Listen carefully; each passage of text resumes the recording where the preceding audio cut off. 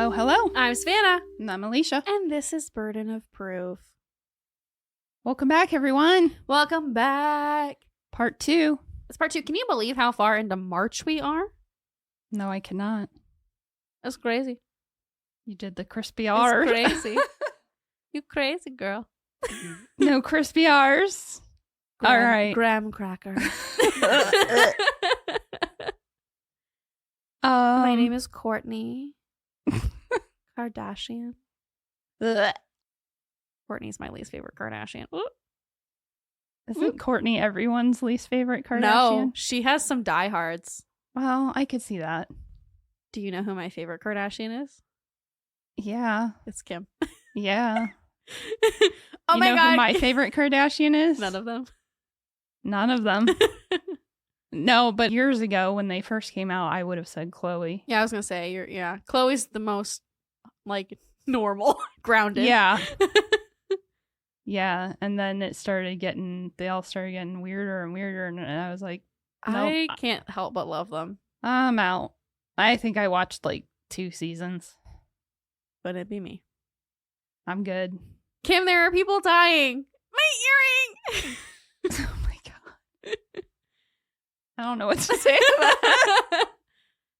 That'll be something I talk about on my new podcast. Elysia keeps hinting at this secret project she may or may not be working on. I'm not sure. She hasn't decided. We'll see. Should screen it with the patrons first. Maybe I should. We have like an automatic focus group. Yeah. Maybe I'll do that. We'll see what you think. All right. Well, I don't think we have any specific business to speak of. No, we're recording this so far in advance. I don't know. Yeah. I don't know what we'll be doing. So sorry, Probably folks. nothing. We have had to record a little extra early because I need a break from this reality. Probably heard us mention it in the past 4 episodes. Yeah. I'm pretty excited. So the next episode that we record, I'll give an update Yeah. on, Her Oregon trip. our trip to Portlandia. Portlandia. Yes. All right. So we're just going to jump right in. Are you ready? I am. I have to be honest with you. I have told so many people in my life about part 1 of this case. It really stuck with me. And, we cover a lot of cases, and sometimes they can, be in one ear and out the other because of how quickly we turn them around. But this one is not like that. It has really thought about it a lot over the last few days, like the last few weeks. So. Are you telling me you gave away spoilers? Yes. Well, okay. But only to your friends and family. Yes. Only to, I think, yeah. You're not like putting it out there on TikTok. No. Only to people in my IRL, in real life. Gotcha. I told Savannah about it. I told Nicholas about it. Well, Savannah doesn't listen. No. Anyway, but Dina does. Dina does. Sorry, Dina. Sorry for the spoilers. I don't think that it got spoiled for her. Well, in part 1, we left off in late 1983 to early 1984 when Bobby was a serial rapist known as the classified ad rapist across South Florida. I mean, I don't... Yeah. Any questions? Need any refreshers? I mean, I'm assuming you remember. I do remember. I don't need any refreshers. I do have questions, but none of them you can answer. Okay. Such as, how dare he? Yeah. And can we castrate him? It's a little late for that at this point. Well, does he get castrated? You can probably answer that. No. Well, worth a shot. According to one of my sources, he admitted in his confession that is to come that one of his victims reported the rape and he was nearly caught. So instead of stopping and getting some help, he made the conscious decision to end their lives from that point on. However, do you remember his, I guess you'd call it maybe his MO as the classified ad rapist? Like the scenario that he would do? Refresh our memories. Okay, so as the classified ad rapist, He was known for answering classified ads that are often selling like furniture or something that would require him to go there to see it, to the house. Right. And our worst nightmares. Yeah. He would specifically target women that were either single or home alone during the day. Like he'd be like, oh, I can come during the day. Right. And then he would go to their homes, rape them, take off. So, unfortunately, several of the murder victims, the victims to come, were picked up on a strip in the Tampa area known for prostitution. That's why they call it Trampa.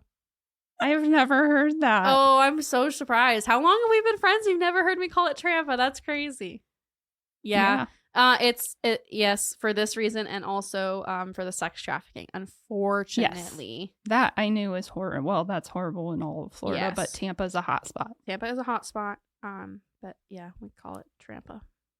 So I'm letting you know that up front because, like I said in the beginning, I want to focus on the victims as much as possible. Right. But because of this fact, there's not always a lot of details reported about who these women actually were, you know, as human beings. Right. This is the 1980s. It wasn't viewed as trafficking. Right. It was just, you're a prostitute. Right. So it's unfortunate, but that's, yes. You should do a mini-sode about your time working with and what you learned. Yeah. Because I don't think it's as common knowledge as it should be. Oh, it's definitely not. Because I didn't know. I mean, I knew a little bit, but I've learned so much from you. And yeah, a lot of people think that sex trafficking just happens like you get kidnapped. Yeah. Or that only women from like the women that I met that were in the program would have people after the fact, like when they hear their story, they'd be like, what? You're American. Like they think that it only happens that only women from other countries are taken and forced into sex trafficking. I don't want to make this about Gen Z, but I really want to make a Vine reference right now. Okay. Yo, lesbian, I thought you were American. Yep, that's where I'm at right now. Fair. So, yeah, maybe someday we can do that. All right, so here we go. All righty. In March of 1984, a young sex worker by the name of Artis Wick went missing. She was violently raped and strangled. Now, she is not listed in all of my sources. And even the ones that do mention her, there's not a lot of details. So I'm inclined to believe that they may just be attributing her to him because it matched the rest of his murders. So I don't know, but I felt I needed to at least mention her, even though I literally have no details on her about where she came from or who she was as a person. But I wanted to say the name. About a month later, maybe less, on April 5th, 1984, Bobby was arrested after attempting to abduct a woman from a shopping center by asking her for a ride. He charmed her with talk of her vintage Jaguar and once in the car pulled a gun on her. The woman wrecked the car in order to escape Bobby, and he was later found that night, arrested, charged with aggravated assault, and was eventually sentenced to 3 years probation and ordered to pay $1,500 in restitution. Lovely. I mean, just such a, an even match for the crime committed. Yeah. Can you hear my eye roll? Did that scare Bobby straight? I think not. No, of course not. In May of 1984, Lana Long, and I'm just going to say this, that was her English name. This is not her given name. I don't know how to pronounce her given name, and most of the media calls her Lana Long. But I wanted to acknowledge that that was not her given name. Lana was a college student who was a former dancer at a local strip club in Tampa that Bobby frequented. She was walking down Nebraska Avenue when Bobby stopped to offer her a ride. She accepted, and after a short drive, Bobby pulled a knife on her. Lana fought back, so he tied her up and drove to a more secluded area where he raped and strangled her. Her body was found nude, face down, with her hands bound behind her back on May 13th, 1984, under an interstate overpass. Okay. Attacks quickly escalated after that, with the next one taking place sometime on May 26th or 27th. It was believed that 22-year-old Michelle Sims had just arrived in Tampa with friends. It's not reported as to how Bobby lured her to his car, but Michelle did have a record as a sex worker in the past. Okay. Once in his car, Bobby violently beat and raped Michelle and then slashed her throat. Escalation. Mm-hmm. Michelle's body was found nude, face down, and bound under an I-4 overpass near Plant City. Okay. I know where that is. Detectives were able to connect Lana and Michelle's murders when forensic investigators found the same red nylon fibers on both of their bodies. Right. From the Magnum. Magnum, the car. The car. She has to be very specific. The car. If you listen to part 1. If you didn't listen to part 1, you should. What are you doing? What are you doing here? Go back. Go listen to part 1. Come on. On June 24th, the badly decomposing body of 22-year-old Elizabeth Loudenbach was discovered in an orange grove near Brandon, Florida. She was last seen on June 8th, walking just outside of her neighborhood. Elizabeth was different than his other few victims in that she had no history as a sex worker, but lived in a mobile home park near the Nebraska Avenue Strip, where Bobby had previously picked up women. She also was different in that she was found lying on her back and fully clothed. Oh, that is different. The only clue as to how she could have ended up with Bobby was that she was known for being a bit of a loner, walking most places she went, and often reading a book, unaware of her surroundings. Okay. So they didn't know if she was taken forcefully or if he lured her. Right. Then things were strangely quiet for a couple of months after that. Perhaps he had to focus on working more to pay that restitution, or because the sheriff's department called a press conference and announced that they had found connections between the Lana Long and Michelle Sims cases. Cindy, Bobby's ex-wife, said in an interview that she and her children had been in regular contact with him throughout all of that time. Mm-hmm. And after the potential serial killer announcement was released in the news, she recalls a specific conversation with him where she casually mentioned it to him and said, quote, "You're always telling us that we need to be careful, and look, it's happening right at your front door." To which he replied, quote, "That's why I tell you girls you can never be too careful. You never know." It's horrific.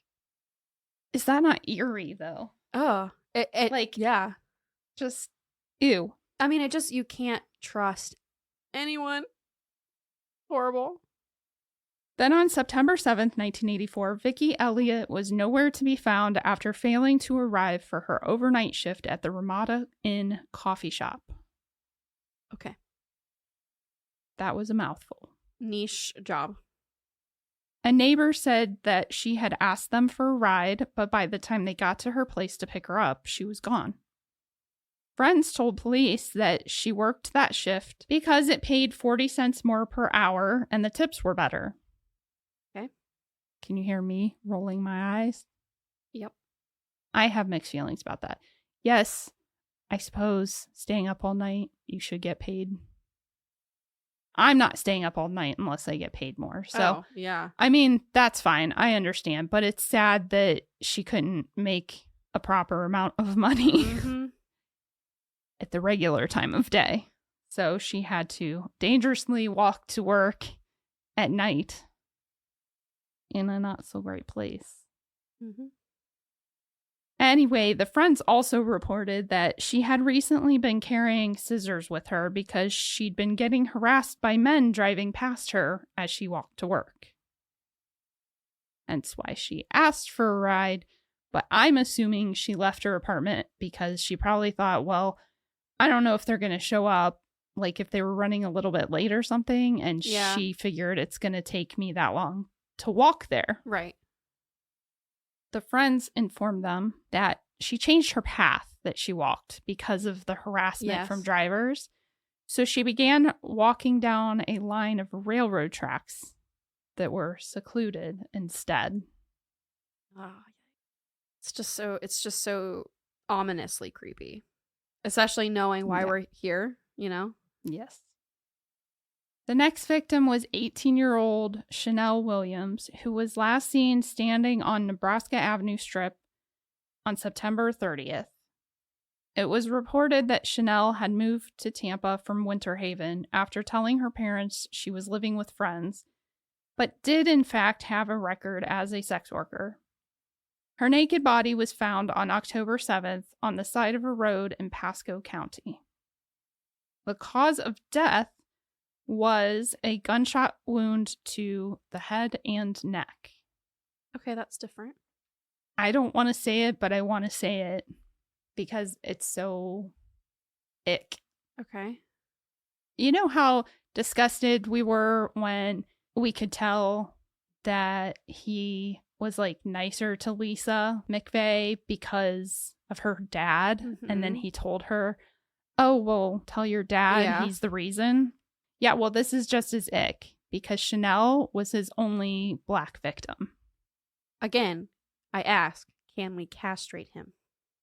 And so while I have no proof that we all know that's the reason for that, I find it ick that the only victim that you shot instead of strangling.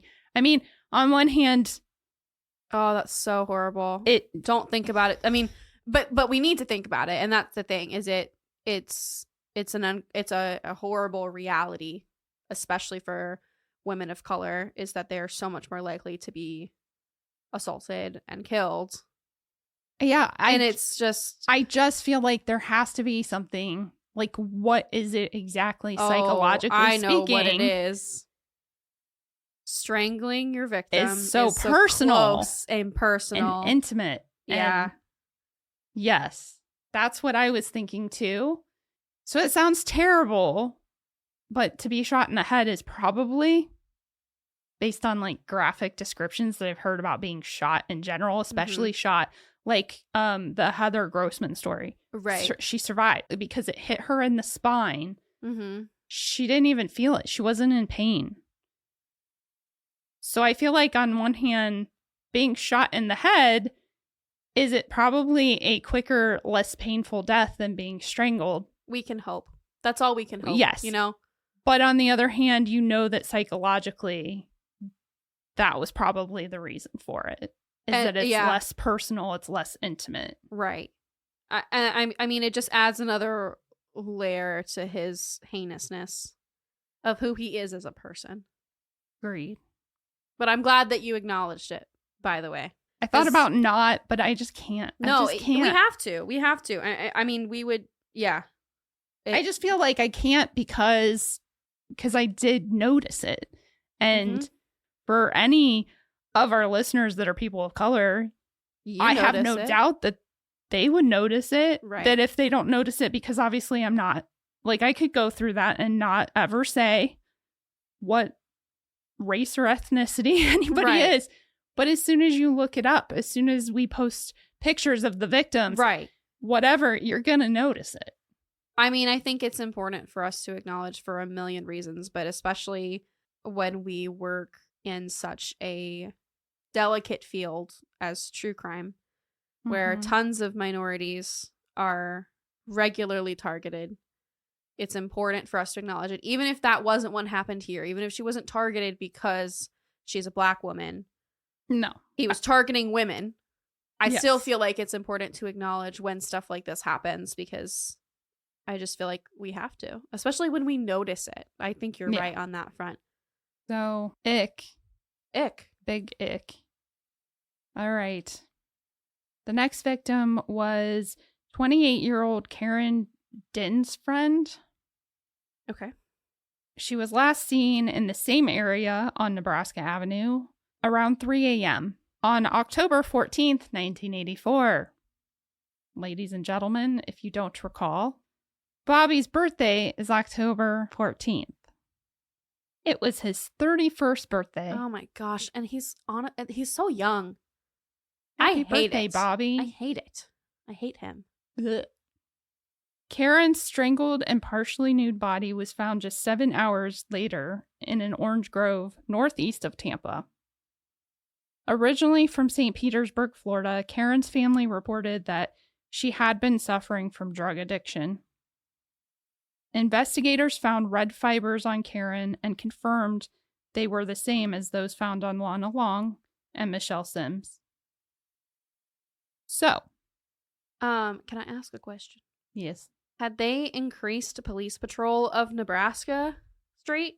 Because I don't know, but they did get the FBI involved, Okay. which I'll get to. Okay. So, well, and they may not have necessarily known that they were taken off of Nebraska Street. They just knew that's where they were seen last. Yeah. And But still, they should have if they didn't. I can't imagine that they didn't. I can't imagine that they didn't, but at the same time, I can. yes.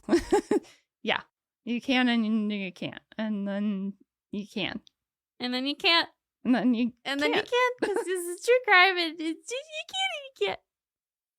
So on October 16th, the Hillsborough County Sheriff's Department held another press conference letting the public know they were concerned of a pattern and have connected at least 3 of the recent murders to the same person. Yep. Bobby's next victim was taken sometime around then in mid-October. Kimberly Hops, a 21-year-old known sex worker, was last seen on the strip with a group of women. It was reported that she had started hanging out on Nebraska Avenue in September, but there's sadly nothing reported about her history. Okay. Like where she's from, Right. etc. Her body was found on Halloween of 1984 near a quiet stretch of Route 301 north of Tampa. Oh, can you imagine finding a body on Halloween? I can't imagine finding a body ever. True story. What? True story. I just you just imagine it being like Halloween. Oh, so creepy. Again, just ever. On Halloween, though, I think the freaky part would be that you would question it. You'd be like, is it really? Yeah. Is it really a dead body or somebody playing a prank? Well, and it would just, I would just be like, is this the Upside Down? Am I in the Twilight Zone? Yeah. Spooky. Well, I'm sure you're not going to be shocked to hear that Kimberly, too, had been raped and strangled. Unfortunately, I'm not shocked. Yeah. 18-year-old Virginia Johnson was the next victim to disappear from the Nebraska Avenue Strip sometime in late October. She had a record for public intoxication and drug abuse, but it's not reported whether she was a sex worker. Reports only state that she frequented the area and specifically frequented a nearby strip club called the Sly Fox Lounge. Now, as we discussed in part 1, Lisa McVey was abducted on November 3rd. Yes. Okay, so this is where I have some overlap of things because everything's happening so fast. I was just about to say, this is all really close together. Yeah, from March to November. That's It's it. crazy. Crazy. Crazy. It's crazy. So, Virginia's remains were found 3 days after Lisa McVey was abducted. Okay.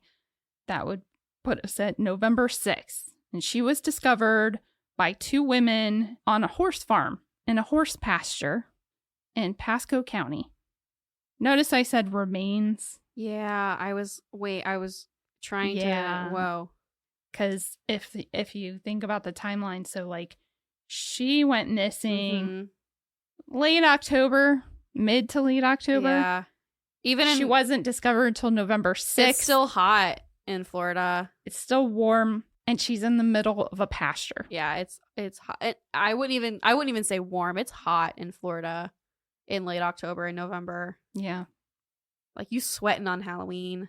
Unfortunately, she was not identified until later in November when her friends finally reported her missing. After Bobby let Lisa McVey go on November 4th, instead of laying low, 6 days later, on November 10th, 21-year-old Kim Swan disappeared. Much like Lana Long, she had been a dancer at a local strip club, but had recently decided to make some changes in her life for the sake of her infant son.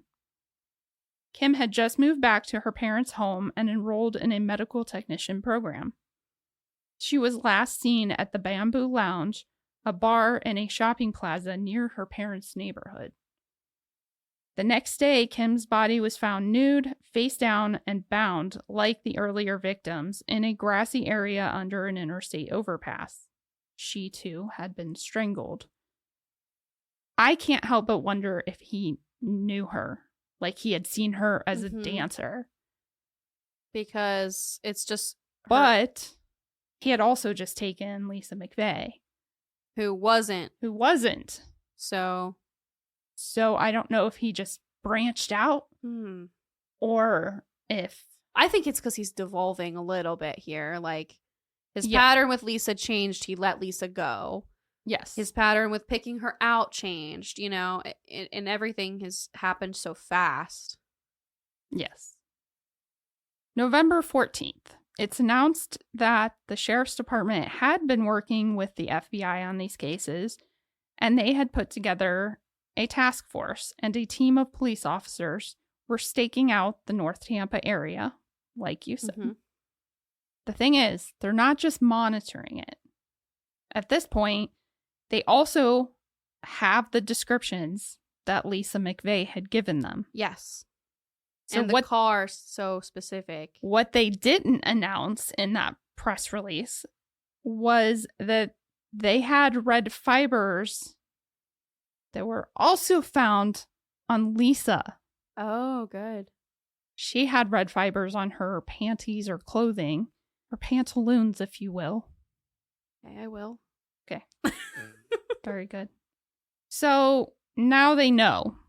Right. They know who they're looking for. Pretty much. Yeah. They don't have a name. They have a profile, though. But they have a profile. They have the car. Give it to Spencer Reed. Give him 20 minutes.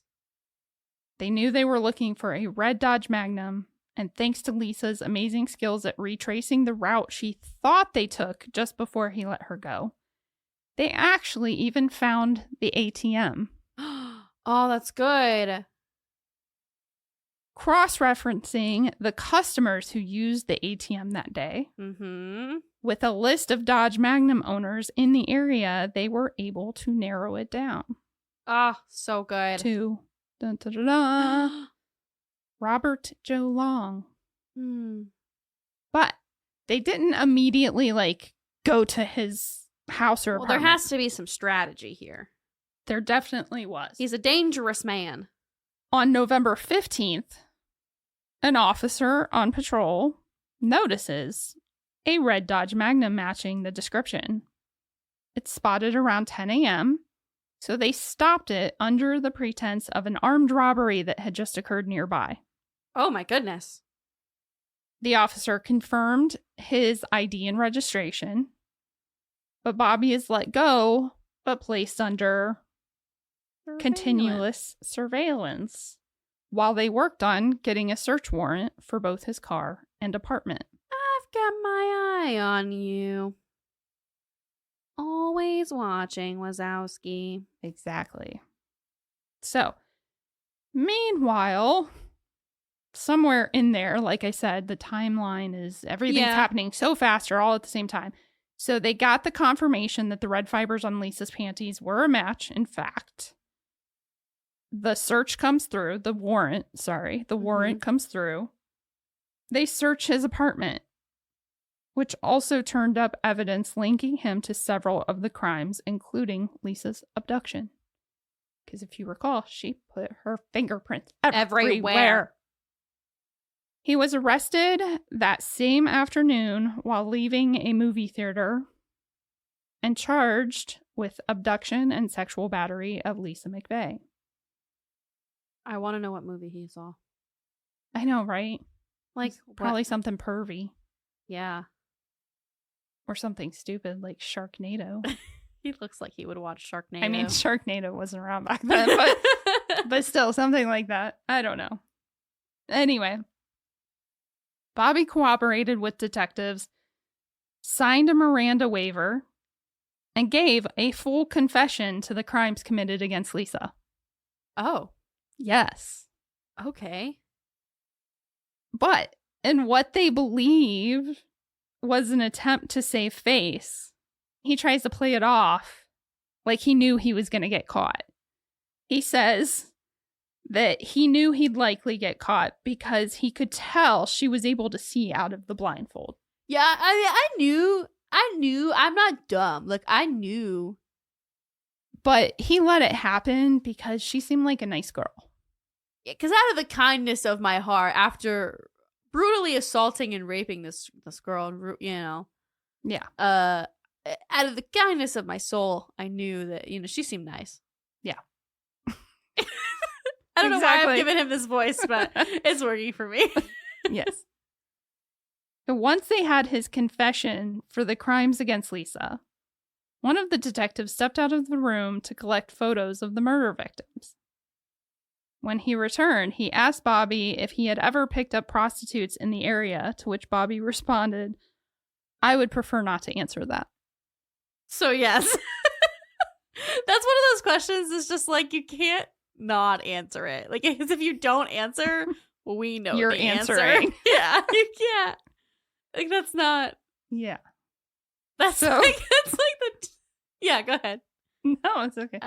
It's like, I don't have anything. I had something, but it's not the same, even in the slightest. Okay. So they showed him the photos of the deceased women, and Bobby supposedly said, quote, "The complexion of things have sure changed since you came back into the room. I think I might need an attorney." Okay. Okay. I'm just shocked by his use of the word complexion. That's not what that... Yeah. You're wrong, but okay. So, despite this statement, the detectives proceeded with the interrogation. Well, he didn't ask for an attorney, is what they're going to say. Yep. And because he had signed the waiver and they claimed that his use of "I think I might" was not a definitive request for one. I don't know how that's going to hold up in court. This would, of course, become a point of defense during his trial and in his appeals. So. Right. I mean... But it didn't take long, from what I can tell. I wish to God that I had found the actual tape of his confession. Yeah. I did not. But from what bit of the confession that portion was like played out in court documents, it didn't take much for them to try. It was like that's all he said. They asked like 4 questions. They kept talking to him and they're like, "Get real," you know, basically. And then he just like confesses to stuff. He didn't like say again, "No, I think I might need an attorney." From what the court documents say, like he just said it the one time. And then they were like, "No, man, really? Like, tell us. Like, we know what you've done. Right. You need to tell us." I feel like, yeah, I get what And you're then saying. he just confessed. So, on one hand, yes, the mention of attorney, they should have stopped, despite him signing the waiver, because he signed the waiver because of Lisa. And he confessed to Lisa. Right. But he was not. Then the complexion shifted. The complexion shifted. There's now acne. So it needed, Oh, the dark circles. I'm getting age spots. Yeah. So there's a wart on this story. So that becomes a bit of an issue, which we will discuss in a bit. The interrogation lasted a total of 6 hours, and Bobby confessed to 9 murders between May and November. So that's why I say that first one that I mentioned, Artis Wick, happened in March. Right. He did not confess to that one. I think that they just attribute it to him because... I mean, well, if it looks like a duck and it walks like a duck and it talks like a duck. It's Donald Trump. It's Donald Trump. I can't help myself. I don't even remember what episode that we said that I don't remember the first one that I said. In his confession, he told detectives where they would find the body of Vicky Elliott, who had not yet been discovered. And sadly, it's reported that when they did go to the place that he directed them to and found her, the pair of scissors that she carried to work on her were found near her body, or like right next to her body. I don't like you very much. I'm for sorry. telling me that. I also, but that's misplaced anger. I acknowledge that. Don't take your Bobby anger out on me. I am angry at Bobby, but... After the interrogation, he finally had the opportunity to make a phone call. And he called Cindy. Hello, Cindy. His ex-wife. Cindy says she knew something was wrong right away and asked him. And he told her, quote, the girls. For some reason, she thought he meant some girls hurt or killed his girlfriend, Barbara. Him and Barbara had actually broken up, but I don't think Cindy knew that at the time. Right. But I can see why she's like, what? So she's like, some girls hurt Barbara? Like, what are you? And he said, no, I did it. And she's like, oh my God, you killed Barbara? I was going to say, you killed Barbara? And he said, no, I killed the girls in Tampa. And she says she told him to stop. Because stop talking. Yeah. Well, no, she thought that he was joking because she says he always had a sick sense of humor. So she thought he was trying to be funny. And she's like, stop. That's not funny. Stop talking. And suddenly another voice was on the line identifying themselves as a detective with the sheriff's department and told her he's not kidding.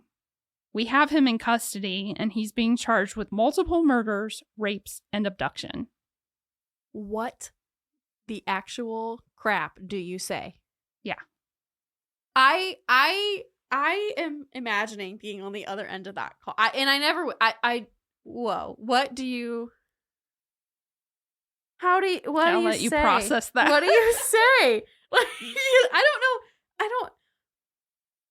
I don't know what I would even say.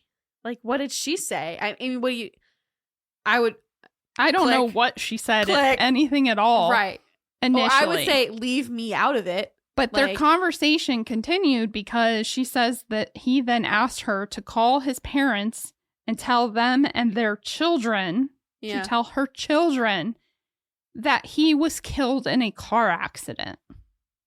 It's the 90s, not the 1600s. It's going to be on the nose. It's the 1980s. Oh, the 1980s. And serial killers through the 70s and 80s were just as much, if not more so, like in the news. Like everywhere. Like, this isn't going to be a new situation. Also, I think I figured out what I would have said. I don't know. I would be like, why are you calling me? And then he would say that, and I would say, no. Yeah. I mean, what did she say to him? She, of course, said no. Yeah, I'm going to be like, you have lost the privilege to anything. Like, you don't get a say in anything. Yeah, she said, I'm not going to lie to my children for you. I'm not going to lie to anybody for you. So, here's the kicker.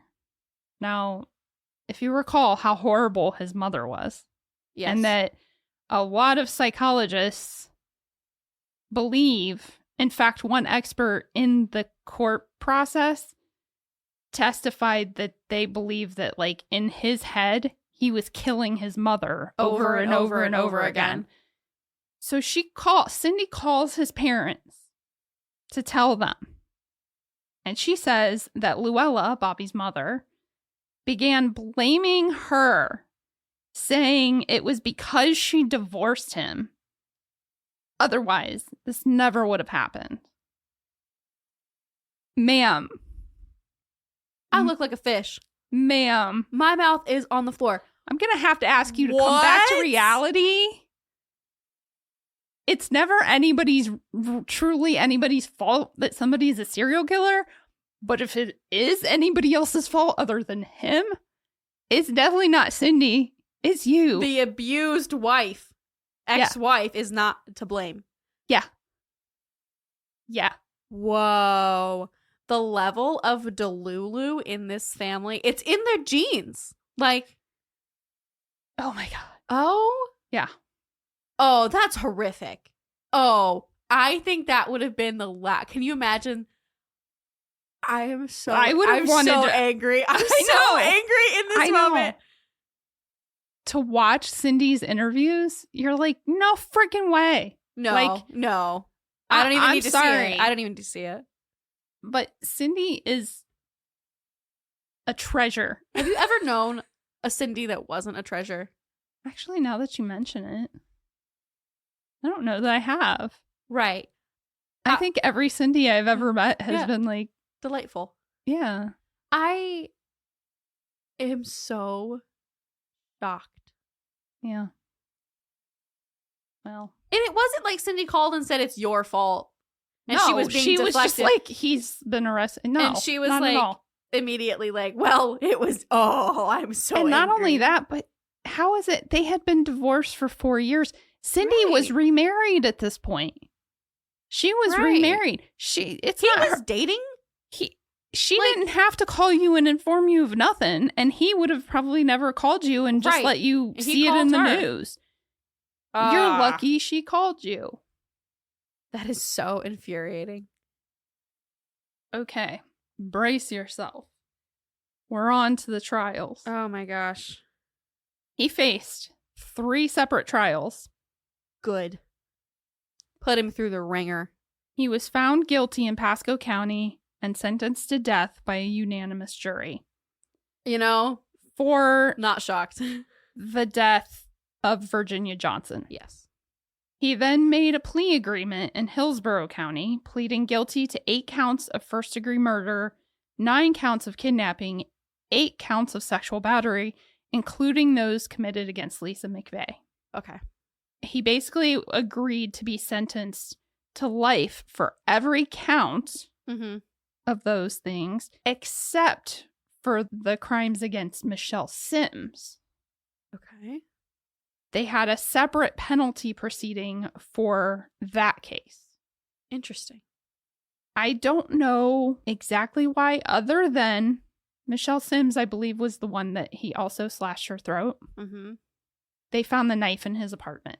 Okay. So they had more evidence against him on her. Right. So. But, I was going to say, I'm glad that he accepted a plea for Lisa McVey so she didn't have to relive that in a courtroom. Yes. Yeah. I don't think she ever had to testify in the courtroom. So a couple of months after, Bobby moved to withdraw the plea agreement because the only defense witness was unavailable. The only expert defense witness was unavailable. And because he had misunderstood his right to appeal his confession's admissibility. Okay. So. This is when I get frustrated. Can I interrupt you? Yeah. Why? And I know the answer. I do know the answer. The answer is, why is he fighting it? Because you've already been sentenced. And I know why. I'm going to get there. But I just want to rant about it first. Sure. Can you not just stop being a garbage bag of a human being and fight this and just let it and just accept it and die or go to jail for the rest of your life? Just accept it and die. You know what I'm saying? Like, you've already been sentenced to life, to death. It's a capital case. But no, you have to, selfishly, so that you can stay alive a little while longer and fight this. Mm-hmm. And it's ridiculous to me. Yeah. It's just...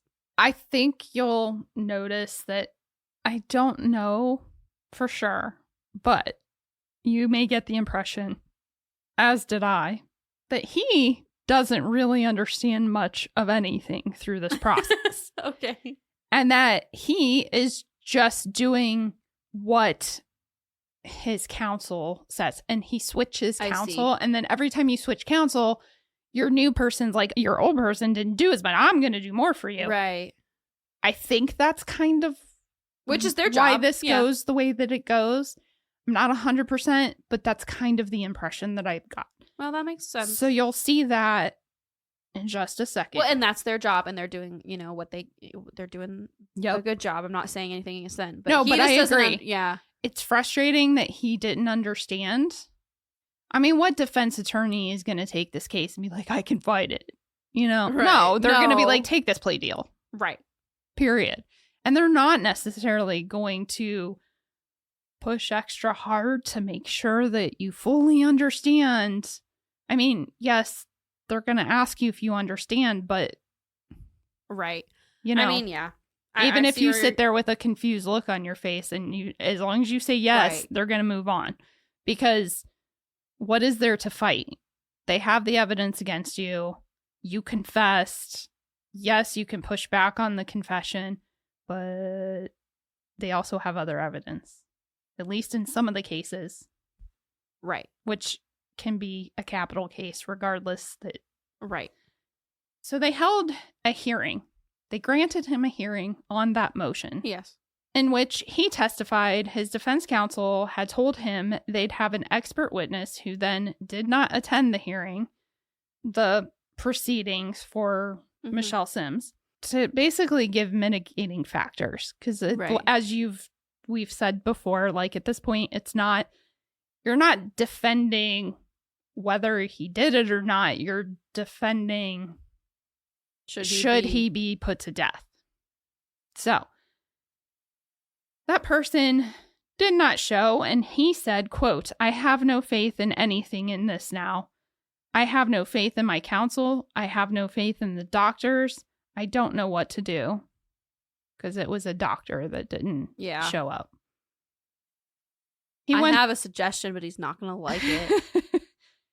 Take your foot. He went on to testify that he had not been aware when he made the plea deal that he would be waiving all his appellate rights. I can see how somebody wouldn't understand that. Yeah. The judge authorized him to make a decision on whether he wished to continue the process with the previously entered plea of guilty or withdraw it and start over. That was nice. Yeah. He then also granted Bobby a 24-hour continuance to give him time to think about it. That's really nice. The next day, Bobby went back into court and elected to keep his plea deal. Just costing us tax dollars. The court made certain that he understood that he was giving up his right to appeal his confession, which he agreed he did. Right. And, now it's being transcribed in a courtroom. It was. You can't go back and say, nobody told me. Yep. Yes, the judge was very clear. And we have it in writing. They moved forward and rescheduled the proceedings for Michelle Sims at a later date. At the sentencing hearing, the judge acknowledged 4 aggravating factors, including the prior conviction of the murder of Virginia Johnson, the fact that the murder was committed during a kidnapping, how heinous the murder was, and that it was premeditated. He also acknowledged 2 mitigating factors, including Bobby's extreme mental and emotional state, as well as his capacity to understand the weight of his conduct. Still, the judge addressed the court, stating the aggravating circumstances far outweighed the 2 mitigating circumstances, and, quote, the facts justifying the imposition of the death penalty are so clear and convincing that virtually no reasonable person could differ with this conclusion. Right. I mean, say it louder for the people in the back. You're good. Yeah. The judge then followed the jury's 11-1 recommendation and gave him a second death sentence for the murder of Michelle Sims. Then Bobby got new counsel for the appeals, and he went on to appeal the conviction for the murder of Virginia Johnson multiple times. It's just so dumb. I mean, it's not dumb. That's the way our court system works. Well, you're never going to believe it. He was granted 2 more trials for that. You're kidding. Nope. The first time because of the detective's choice to ignore his request for an attorney. And I understand that. And the second time because the prosecution made the mistake of mentioning his plea agreement in Hillsborough County during the penalty phase. Dang. Ah, what a rookie mistake. You can't bring crap like that up. When he appealed again, the Florida Supreme Court directed the trial judge to acquit him of Virginia's murder, despite there being fiber and hair evidence linking him to it. We've talked about it before, and I will always reiterate it. It's incredibly sad when decisions like this are made for the fact that Virginia deserved justice just as much as the other victims. Unfortunately, there comes a point where perhaps too many valuable resources have been spent to try and achieve justice when really it's just on paper. He was still sentenced to death for Michelle Sims' murder, and as much as the man probably deserved to die 1,000 deaths, they can only kill him once. Yeah. This is Florida, and you will fry. Bobby went on to appeal his other convictions all the way to the Florida Supreme Court again, claiming the trial court erred by denying his motion to vacate the plea agreement, admitting the confession and a knife found because of the confession into the proceedings, denying his motion for a continuance, and imposing the death penalty. His argument wasn't that his plea agreement was involuntary, rather that because his confession's admissibility was in question, they should consider the plea agreement invalid. Suck your own toe. They, of course, said no. to overturning the convictions, citing that his plea of guilty is a confession, as well as an agreement for conviction, and it was documented that he made a well-informed decision when he agreed to the plea deal. Yeah, he did. Not once, but twice he did. Twice. However, they did acknowledge that his conviction for Virginia Johnson's murder being admitted into the penalty phase was an issue, as it had been overturned. This is ridiculous. So, they affirmed all his convictions and each of the sentences except the death penalty, which was remanded for a new sentencing proceeding in front of a new jury. At the second proceeding, the jury unanimously voted for the death penalty. It's like... So this time, you didn't even get the one. Right. This reminds me of a time that somebody that did not like me accused me of cheating on a spelling test in high school. And so the teacher said, hey, somebody said you cheated. Can you take it again in this class? With no phone. Like, here, take your phone. Yeah. And I said, sure. And then I got a better score. Yeah. This is like that, but bad. I mean, depends on the way you look at it, but I just mean like... Yeah. Bobby's final attempts at the appellate process led nowhere. His death sentence was confirmed from that point on. I believe the final call was made in 2013, and he was scheduled to be executed by lethal injection in 2019. He wasn't going to go easily, though. He hasn't done anything easily so far. He had a new attorney. He has made this the most complicated situation ever. Yeah. For considering the fact that he admitted to all of it. Like, this is ridiculous. Yes. His new attorney, at that time, challenged Florida's lethal injection procedure. They claimed it was unconstitutional under the 8th Amendment because it would be cruel and unusual for him. Oh my goodness. Florida's procedure was a 3-step process in which the first drug administered was the anesthetic etomidate. Okay. Which the attorney argued had been known for inducing seizures, And with Bobby having epilepsy and traumatic brain injury, would be potentially cruel should he have a reaction to it. Nothing. So they requested that the Florida Department of Corrections instead use a drug called pentobarbital, which is used in other states. Yeah, I was going to say, I know that's used in other places. The state presented expert testimony that the data shows etomidate has only been known to induce seizures in small doses, and the dose given for lethal injection is very large.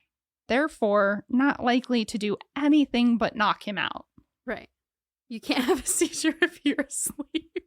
That's not true. It's not true. It's not true at all. But that's kind of like what they're... I mean, they're not saying it, but it's like Benadryl. You can't be allergic if you're asleep. You can't be... You're not itchy. You're tired. The court denied the motion, and Bobby Joe Long was finally executed on May 23rd, 2019, and was pronounced dead at 6:55 p.m. Several family members of the victims were in attendance, as well as Lisa McVey. Good for her. We will get to what that was like for her in a minute, but first let's talk about what happened with her after the abduction. I would love to. So, going back to November 4th, 1984, it was about 4:30 a.m. when Bobby left Lisa in that parking lot. She ran home startled by every car that drove past, but made her way to her grandmother's house. She beat on the door hoping for safety, and instead was greeted by her grandmother's boyfriend, who grabbed her by the hair, threw her to the floor, and beat her. He then interrogated her for nearly 5 hours, asking where she had been and why she would cheat on him. Yes. I need you to keep going because I can't process that. Her grandmother eventually called the police and told them not to worry about the missing girl. She's home now, making up stories about being kidnapped. Please tell me the police were like, no, we're still gonna come. Yes. Thankfully, the police said they still needed to investigate. Lisa says that when she was first interviewed, shockingly, the female officer didn't believe her because she was so calm about it. That's frustrating. It may also have been because she was so shockingly detailed, as we said in part 1. Like, she really was incredible. I don't know what the officer said, but Lisa says that at some point, she looked at her and said, "No, bring in someone more intelligent." Love it. Good. I mean, seriously, you have to be an advocate for yourself. Yeah. And I hate that officer wasn't. I hate that. Yeah. That's ridiculous. But yes, good. So they set up an interview with Sergeant Larry Pinkerton, who was in charge of sex crimes. Lisa told Sergeant Pinkerton the same exact story, and then she said she overheard him telling the female detective, "I believe her." A couple of days later, Lisa saw the news report of another woman's body being discovered, and something about it made her realize that must be the same guy that took me. Yeah. I mean, I can see that realization hitting somebody. Sometimes you just know things. So she called Sergeant Pinkerton and told him she needed to tell him more. During that interview, he offered the option for Lisa to be hypnotized to see if there was anything she may be blocking because of trauma. Lisa said she was willing, but because she was 17, they needed parental or guardian consent. Can I just say that Mr. Pinkerton is a very open-minded detective? You're definitely going to say that in a second.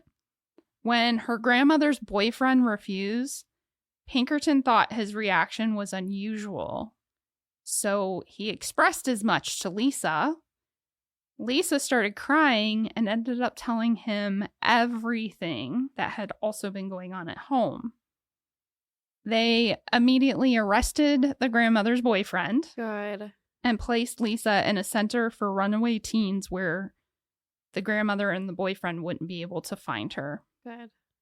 Fortunately, before she turned 18 and would have been released from the teen center, they helped her look for family members who were willing to help her out. Mm-hmm. And her Aunt Carol and Uncle Charlie took her in, and according to Lisa, they were the only people who ever showed her love. I know, right? These are real tears. I'm just trying to be quiet.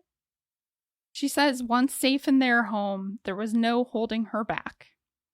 She worked various jobs throughout the late 80s and 90s, and then in 1995, she was hired at the Hillsborough County Parks and Rec Department, where at one point she had to report a break-in. And the sheriff's deputy who took her statement asked if she had ever considered being a cop because she definitely had the right natural skills.